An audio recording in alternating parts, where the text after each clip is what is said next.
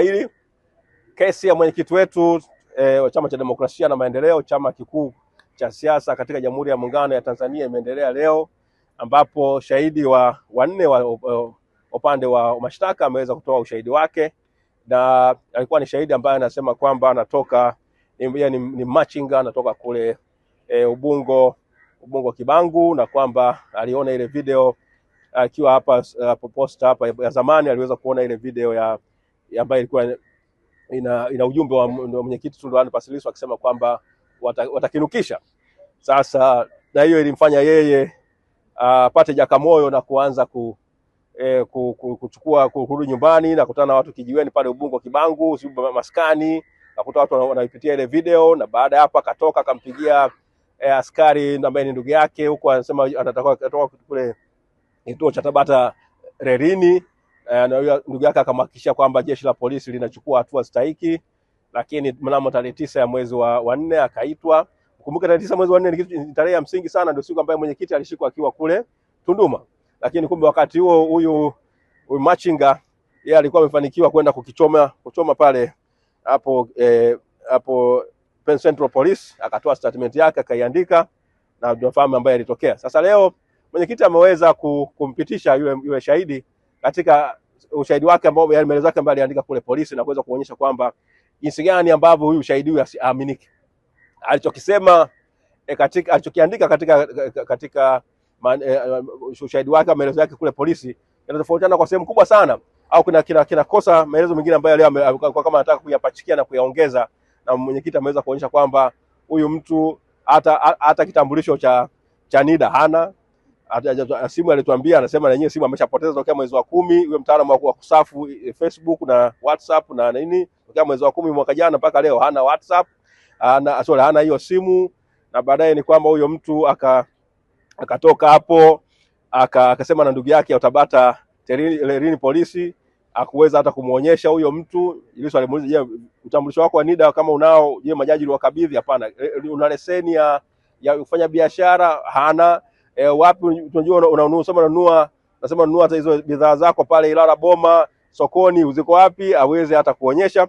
Basi ilikuwa kwa namna moja, ilikuwa kwa Kiingereza wanasema it was painful to watch, yani kwamba huwa inaumiza sana hata kuangalia, kwa sababu mwingine unapata hasira zaidi unaposikia, unayosikia na nani, wakati mwingine unapata shida, unaweza kupata vidonda vya tumbo kutokana na ushahidi wa namna ile, kwamba unaweza kunaamini watu wenye akili timamu wanaweza kuwa na ushahidi. Hata mwenyekiti alimuuliza, wewe una akili sawa sawa? Una akili timamu? Ikawa ni hivyo. Serikali zao kupinga, lakini masuala yaliendelea. Mwisho wa siku ni kwamba shahidi amemaliza. Hata serikali hakuwa hata kuweza kumpinga katika yale ambaye mwenyekiti aliweza kuonyesha utofauti wa maelezo yaliyoandikwa polisi na ambayo yametolewa hapa. Baada ya hapo ulikuwa na kesi takiwa iweze kuendelea kwa shahidi mwingine ambaye alikuwa anaitwa P6, lakini ushahidi alikuja, lakini sasa kesi ilipotaka kuanza ile saa 8, lakini tumeanza mahakamani saa 8:30, mwenyekiti Tundu Lissu aliweza kuiarifu mahakama kwamba alikuwa ajala chakula cha mchana. Sasa hii ambayo hiyo hoja iliwafanya majaji waweze kujisikia kwamba haiwezekani, wakatoa ahirisho la nusu saa, dakika 15, kwamba mwenyekiti Tundu Lissu apate chakula. Lakini mwisho wa siku imeshindikana. Watu wa magereza ikiwa wameweka mguu chini kwamba chakula lazima kitoke kwao na taratibu zao, kwamba chakula una usalama nacho. Lakini hoja ya msingi ambayo mwenyekiti ameweza kuibua kutokana na jinsi alivyosema ni kwamba wafungwa wanapokuja mahakamani, kutokana kama tunafuata utu, tukizingatia ibara ya 13 ya Katiba ya Jamhuri ya Muungano wa Tanzania na ibara ya 12, kwa sababu kila mtu anastahili utu wake uweze kuheshimika, inatakiwa mtu aweze kula chakula cha mchana.